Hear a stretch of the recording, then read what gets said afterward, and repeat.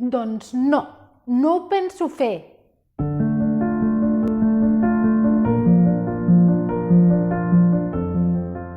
Hola, soc la Judit de la Tribu i estic aquí perquè tinc ganes de compartir amb tu eines i recursos que ens ajudin a créixer, que ens ajudin a millorar com a persones, com a individus, per poder acompanyar més bé els nostres fills. No sé si t'hi has trobat o t'hi trobaràs en el futur.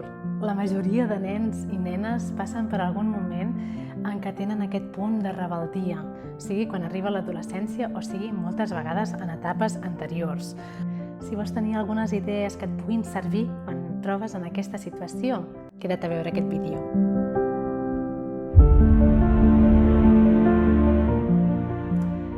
Abans de parlar de quines coses podem fer, anem a veure una miqueta què és el que està passant realment quan ens trobem en aquestes situacions, perquè a vegades el problema que tenim és que no ho estem sabent interpretar. Quan el teu fill o la teva filla et contesta desafiant, et contesta amb xuleria, t'està intentant transmetre un missatge. I el missatge no és simplement no vull fer això que em demanes. El missatge que t'està donant va molt més enllà. T'està dient no em sento connectat, connectada a tu.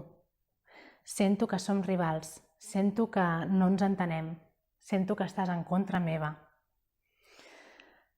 És molt important que davant d'aquestes situacions siguem capaços de veure aquest marc més gran, no només el que veiem directament, les paraules que fa servir. És molt important que no ens ho prenguem com una cosa personal, perquè no ens està atacant a nosaltres, perquè ens vol atacar a nosaltres. Està fent servir un mecanisme per treure el seu malestar i per comunicar-nos el que necessita, d'una manera segurament molt barroera i poc elaborada. Sí? Però ells són nens i nosaltres som els adults i hem de ser capaços de veure aquests missatges.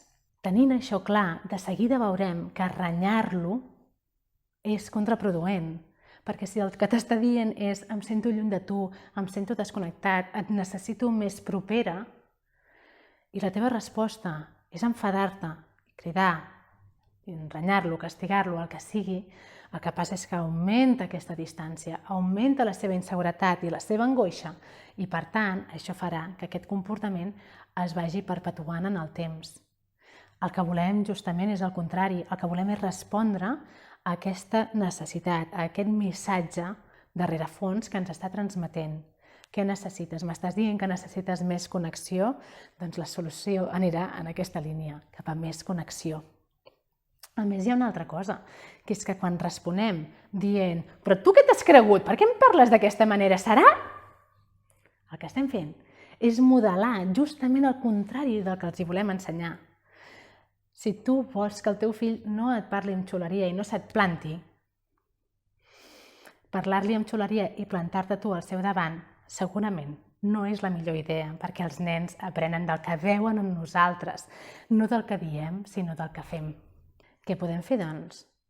Primer que tot, marca un límit clar i sòlid a la vegada que li mostres que el comprens, que comprens el seu sentiment. Com es fa això a la pràctica? Doncs li pots dir «Pol, et recordo que a casa nostra no ens parlem d'aquesta manera. Deus estar realment disgustat per haver-me parlat així, però fins i tot quan estem molt disgustats ens parlem els uns als altres amb respecte». Número 2.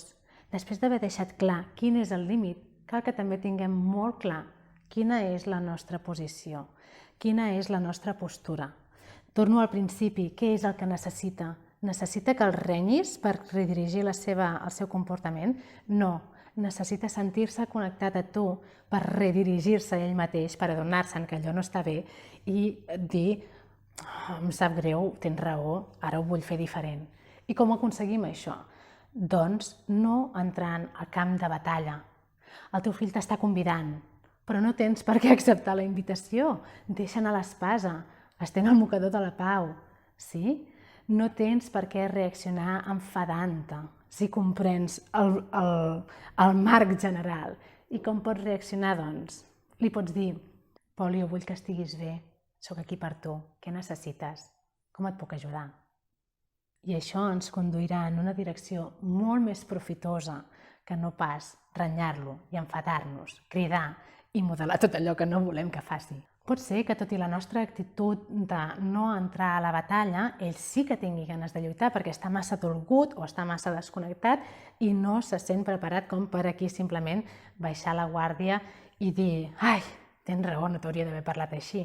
A vegades sí que seran capaços de fer-ho, però a vegades no. En aquests casos, doncs simplement li podem dir «Mira, veig que tu ara mateix no estàs preparat per parlar, si et sembla ho deixem i en parlem més tard». Per què? Perquè mentre ell estigui a la defensiva, mentre ell estigui en mode atac, no hi haurà una comunicació realment efectiva. No t'escoltarà el que li dius, no estarà disposat a escoltar-te. I per ell, tot el que tu diguis serà cal que em defensi en contra. I això no és el que volem. Per tant, és molt millor posposar la conversa per poder-ne parlar quan realment estigui receptiu i quan realment tu et sentis perfectament calmat o calmada. Per tant, és bona idea dir, val, deixem-ho així ara, perquè ara no és moment per parlar-ne, ara no estàs en posició de fer servir el teu cervell racional, no passa res, en parlarem més tard. I és més tard quan anem a reprendre aquesta conversa i li diem, quan ja estem bé, no? Quan ja estem rient, jugant una altra vegada, l'ambient torna a estar fluid, és llavors quan li diem Pol, això que ha passat abans, necessito parlar-ne perquè a mi m'ha quedat una cosa aquí dins que no em sento gens bé. No m'ha agradat gens que em parlessis així. Què t'ha passat?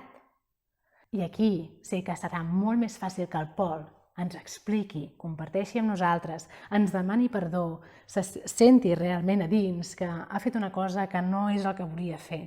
Però per què ho ha fet? Ho ha fet perquè tenia una cosa aquí, un núvol, un garbuix emocional que no podia controlar en aquell moment i que l'ha fet explotar d'aquesta manera. No és la seva part conscient la que decideix rebel·lar-se contra tu i contestar-te amb xuleria.